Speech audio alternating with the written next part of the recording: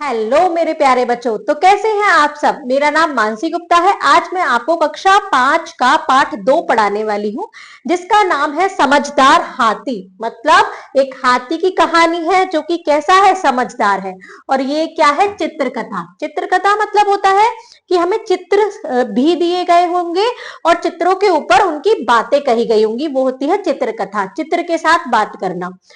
पाठ की प्रस्तावना क्या है, बूढ़े बंदर को उसके सभी साथी छोड़कर चले गए थे। नन्हे हाथी की मदद से उसके साथियों ने उसे दोबारा अपने साथ रख लिया। एक बूढ़े बंदर, इसमें एक बूढ़ा बंदर था और उसके सभी साथी उसको छोड़कर चले गए थे।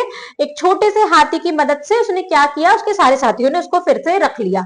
परिकल्पना देखते हैं, अगर आप हाथी की जगह होते तो क्या करते। कहानी पढ़कर आपको बताना है कि अगर आप हाथी की जगह होते तो आप क्या करते।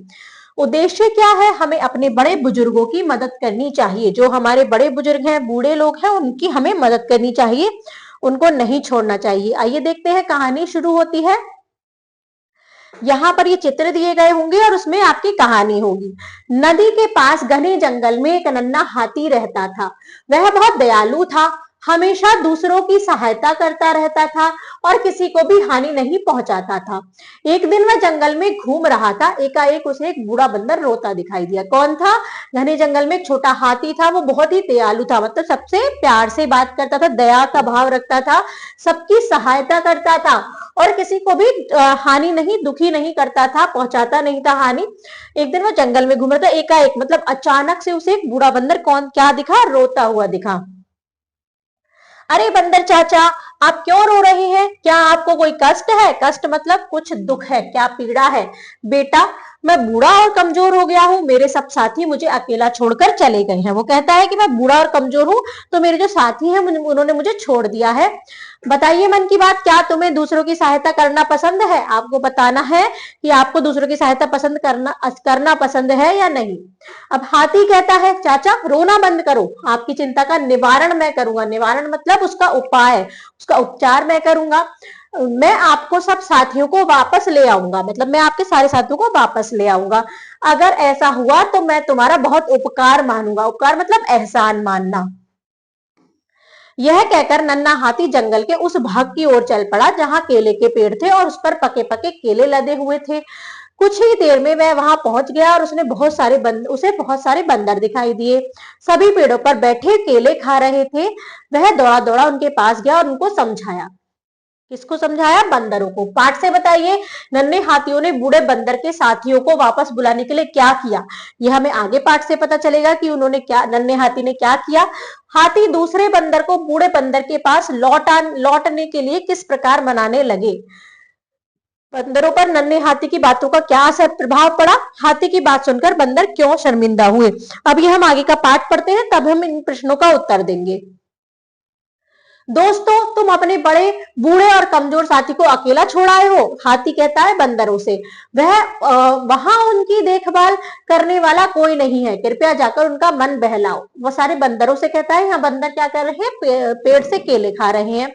बंदर, एक हाथी तो इतनी नम्रता से बात करते हुए देखकर हैरानी में पड़ गए। मतलब वो देखते हैं कि हाथी भी ऐसे इतनी नम्रता से बात कर सकता है, इतने प्यार से। उसकी बात का सब पर गहरा असर हुआ। सभी गंभीरता से सोचने लगे और फिर थोड़ी देर बाद बोले। क्या बोले बंदर, हाथी भैया, हमने सचमुच बड़ी गलती की है। हमें अपने बूढ़े साथी को अकेला और असहाय नहीं छोड़ना चाहिए था। इस कारण हम बहुत शर्मिंदा हैं।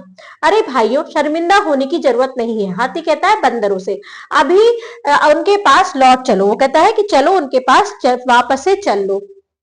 वे फटाफट नन्हे हाथी के साथ उस पेड़ के नीचे जा पहुंचे। बंदर अपने साथियों को देखकर फूला न समाया। सभी अपने बूढ़े साथियों से क्षमा मांगने लगे। क्या, बूढ़े साथी से क्षमा मांगे। सारे बंदर क्या करने लगे, उस बूढ़े बंदर से क्षमा मांगने लगे। हमें क्षमा कर दो बड़े भाई, अब हम तुम्हें कभी अकेला नहीं छोड़ेंगे, हम तुम्हारे साथ रहेंगे, हम तुम्हारी पूरी देखभाल करेंगे। इस प्रकार सारे बंदर वापस लौट आते हैं और अपने बूढ़े साथी के साथ रहने लगते हैं। बूढ़ा बंदर बहुत खुश हुआ, उसने नन्हे साथी का शुक्रिया अदा किया, मतलब उसको थैंक यू बोला और उसे आशीर्वाद भी दिया। बेटा, तुम्हारा बहुत बहुत धन्यवाद, ईश्वर तुम्हें लंबी उम्र दे, तुम सदा खुश रहो। नन्हे हाथी को उसने आशीर्वाद दिया। बंदर चाचा, इसमें धन्यवाद की कोई बात नहीं है, यह तो मेरा कर्तव्य है, मतलब मेरा काम है। उसके बाद नन्हा हाथी खुशी खुशी अपने घर चला गया। पाठ से बताइए सभी बंदर बूढ़े बंदर से क्षमा क्यों मांगने लगे? वो उनसे क्यों मांगने लगे? क्योंकि वो उसे छोड़कर चले गए थे। बूढ़ा बंदर क्यों खुश हुआ? क्योंकि उसके सारे साथी वापस आ गए थे। नन्हे हाथी को आशीर्वाद किसने दिया? नन्हे हाथी को आशीर्वाद बूढ़े बंदर ने दिया। नन्हा हाथी खुशी खुशी कहाँ लौट गया? नन्हा हाथी खुशी खुशी घर लौट गया। आइए देखते हैं शब्द पिटारा। शब्द पिटारे में पहला शब्द क्या है? नन्हा। नन्हा मतलब छोटा। सहायता मतलब मदद। कष्ट का मतलब होता है दुख परेशानी। उपकार का मतलब होता है भलाई। नम्रता मतलब कोमलता। असहाय मतलब बेसहारा। क्षमा मतलब माफी। शुक्रिया मतलब धन्यवाद। दयालु मतलब होता है जिसमें दया हो। एकाएक मतलब होता है अचानक से। बूढ़ा मतलब होता है वृद्ध, मतलब बूढ़ा ओल्ड। निवारण मतलब होता है दूर करना या मिटाना। असर करना होता है प्रभाव। शर्मिंदा मतलब होता है लज्जित। आशीर्वाद मतलब होता है मंगल वचन। कर्तव्य मतलब फर्ज। मेरा ये फर्ज था। आइए चलते हैं अभ्यास प्रश्न करने, जिसमें लिखित प्रश्न है। निम्नलिखित प्रश्नों के उत्तर दीजिए। बूढ़ा बंदर क्यों रो रहा था? आइए देखते हैं इसका आंसर। बूढ़ा बंदर क्यों रो रहा था? क्योंकि उसके सारे साथी उसे छोड़कर चले गए थे।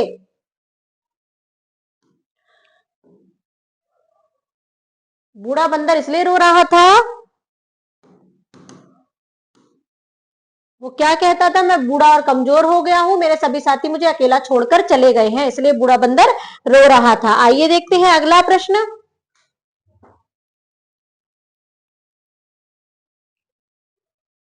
अगला प्रश्न है हमारा, नन्हे हाथी ने बूढ़े बंदर को क्या तसल्ली दी? नन्हे हाथी ने बूढ़े बंदर से क्या कहा, उसे क्या तसल्ली दी? आइए देखते हैं।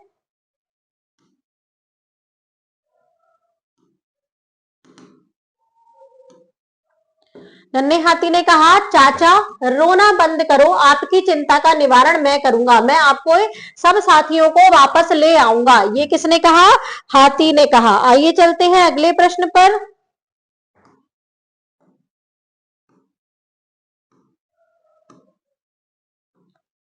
जंगल में बंदर क्या कर रहे थे? जंगल में बंदर केले के पेड़ पर लटक कर केले का खा रहे थे।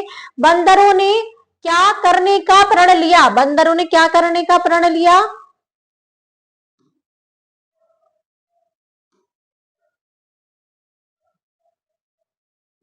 हमें क्षमा कर दो बड़े भाई, अब हम तुम्हें छोड़कर कभी अब हम तुम्हें कभी अकेला नहीं छोड़ेंगे, हम तुम्हारे साथ रहेंगे, हम तुम्हारी पूरी देखभाल करेंगे। ये सारे बंदरों ने प्रण लिया। आइए चलते हैं अगले प्रश्न पर। अगला प्रश्न है, बंदरों ने बूढ़े बंदर ने नन्हे हाथी को क्या आशीर्वाद दिया? तो बूढ़े बंदर ने नन्हे हाथी से क्या कहा?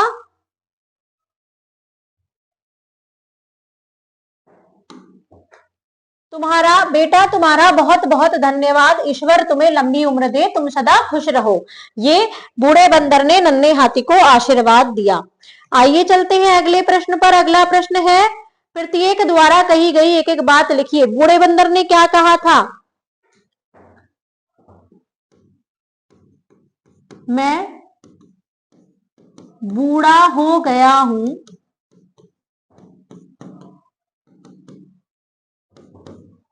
मेरे सभी साथी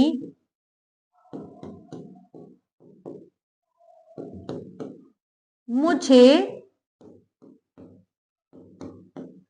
छोड़कर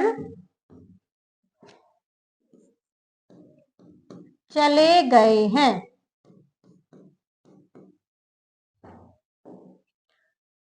अब नन्हे हाथी ने क्या कहा? नन्हे हाथी ने क्या कहा था? नन्हे हाथी ने कहा, आप चिंता ना करें चाचा, मैं आपके सारे साथियों को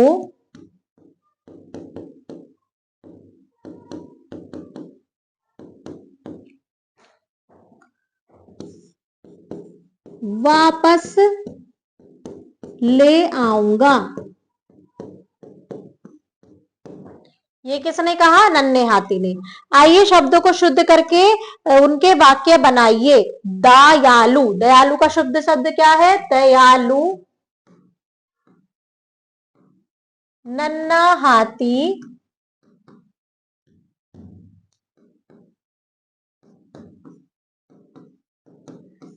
बड़ा दयालु था। एक एक एक मतलब इसका सही है एकाएक।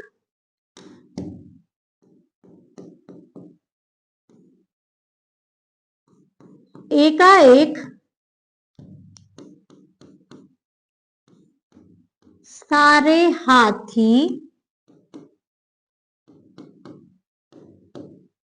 देखते रह गए। निवराण इसका सही शब्द है निवारण।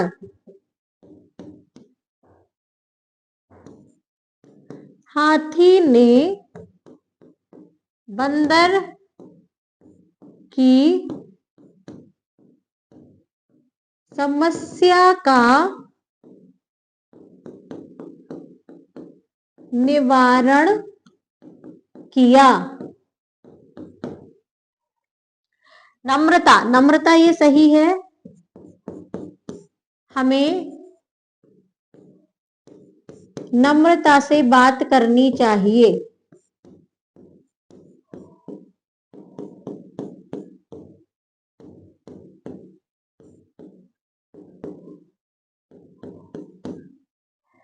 आइए चलते हैं अगले प्रश्न पर। अगला प्रश्न में है शब्द असाध्य, तो इसका सही शब्द क्या है? असाध्य।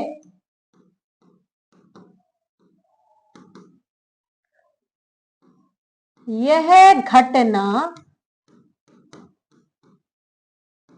असाध्य है। आशीर्वाद, यहां लिख रहा है आरसीवाद, तो इसका सही शब्द है आशीर्वाद। बंदर ने हाथी को आशीर्वाद दिया। आइए चलते हैं अगले प्रश्न पर। अगला प्रश्न है सही विकल्प के सामने राइट का सही का चिन्ह लगाएं। नन्हा हाथी कहाँ घूम रहा था? जंगल में। जंगल में कौन रो रहा था? बूढ़ा बंदर। बंदर क्या खा रहे थे? केले। नन्हा बंदर खुशी खुशी कहाँ गया? नन्हा बंदर खुशी खुशी नदी पर गया। आइए चलते हैं नन्हा बंदर खुशी खुशी कहाँ गया? अपने घर। आइए चलते हैं मौखिक प्रश्न पर। नन्हा हाथी कैसा था? नन्हा हाथी बहुत ही दयालु था। नन्हा हाथी केलों के वन में क्यों गया? नन्हा हाथी केलों के वन में बंदरों को देखने गया। नन्हे हाथी ने बंदरों को क्या समझाया?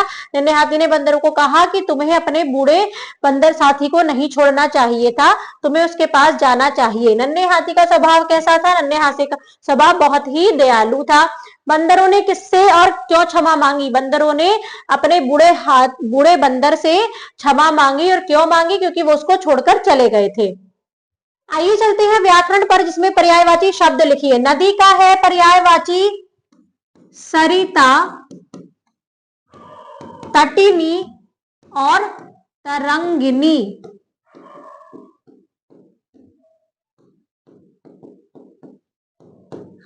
जंगल का है वन, कानन अरण्य। हाथी का है गज, महावत ऐरावत। पेड़ का है तरु, पादप पौधे। आइए चलते हैं अगले प्रश्न पर। अगला है विलोम। विलोम में घना का विलोम है छितरा, बूढ़ा का जवान, दोस्त का दुश्मन, सहाय का असहाय, नन्हा का बूढ़ा, रोना का हंसना, गहरा का खिंचना, ईश्वर का निरश्वर निरीश्वर। आइए चलते हैं अगले प्रश्न पर। वाक्य में उचित विराम चिन्ह लगाते हुए उन्हें दोबारा लिखिए। नन्हा हाथी बहुत दयालु था, यहाँ पर पूर्ण विराम आएगा। अरे बंदर वहां क्या कर रहे हो? अरे बंदर वहां क्या कर रहे हो? बूढ़ा बंदर क्यों रो रहा था? इसके आगे क्वेश्चन मार्क आएगा, प्रश्नवाचक चिन्ह। वह दौड़ा दौड़ा जंगल जा पहुंचा, यहाँ पर पूर्ण विराम। उसने कहा, यहाँ पर आएगा अल्प विराम और उद्धरण, मैं भी जाऊंगा, फिर आएगा पूर्ण विराम। हाय बेचारा बंदर मर गया, हाय यहाँ पे आएगा विषम्य सूचक चिन्ह, बेचारा बंदर मर गया। आइए चलते हैं अगले प्रश्न पर। अगला प्रश्न है कल्पना की कलम से। अगर नन्हे हाथी की जगह आप होते तो बंदर को क्या क्या समझाते और कैसे? आपको बताना है, नन्हे हाथी की जगह आप होते तो बंदर को आप क्या और कैसे समझाते। रचनात्मक गतिविधियां हैं, इस चित्र कथा को कहानी के रूप में लिखिए और इससे मेल खाता एक सुंदर चित्र बनाकर उसमें रंग भरिए। यहाँ पर चित्र कथा की को कहानी के रूप में लिखना है और यहाँ पर चित्र बनाना है। नदी के पास एक घना जंगल था, उस जंगल में एक नन्हा हाथी रहता था। वह बहुत दयालु था, वह हमेशा दूसरों की सहायता करता था। ये क्या है? ये कहानी है, इसी को आगे बढ़ाकर इसी चित्र कथा से आपको यहाँ कहानी बनानी है और यहाँ चित्र बनाना है। सूझबूझ से लिखिए। देखिए, बंदरों को अपनी गलती का एहसास कब और कैसे हुआ? जब उनको नन्हे हाथी ने समझाया कि तुम उन्हें छोड़कर क्यों आ गए हो। उन्होंने अपनी गलती को कैसे सुधारा? उन्होंने वापस से बूढ़े बंदर के पास जाकर उससे माफी मांगी और उसकी सेवा करने का प्रण लिया। जीवन मूल्य है, बच्चों, जंतु हो या मनुष्य, बुढ़ापे की अवस्था में आकर सबका शरीर कमजोर हो जाता है तथा उनको अपने परिवार के सदस्यों की देखभाल तथा सेवा की जरूरत पड़ती है। अतः ऐसे लोगों से मुंह नहीं मोड़ना चाहिए, बल्कि उनकी पूरी देखभाल तथा सेवा करनी चाहिए, क्योंकि उनकी सेवा करना हम सबका कर्तव्य है। अगर हम आज ऐसा करेंगे तो कल आने वाली पीढ़ी हमारे साथ भी ऐसा ही करेगी। अतः इस सुप्रथा को बनाए रखने का संकल्प लीजिए। कड़ी जोड़ों में देखते हैं, वानर प्रजाति भारतीय पौराणिक कथाओं और वानर सेना के रूप में प्रसिद्ध है। इन्हें रामायण काव्य में भगवान राम के सहायकों के रूप में वर्णित किया गया है। रामायण में हनुमान वानर सेना के प्रमुख हनुमांत के रूप में विशेष रूप से प्रमुखता प्राप्त करते हैं। वानर प्रजाति में उनके साथ कई अन्य वानर भी होते हैं जो रामायण कथानुसार उनकी सेवा में निस्वार्थ भाव से लगे रहते हैं।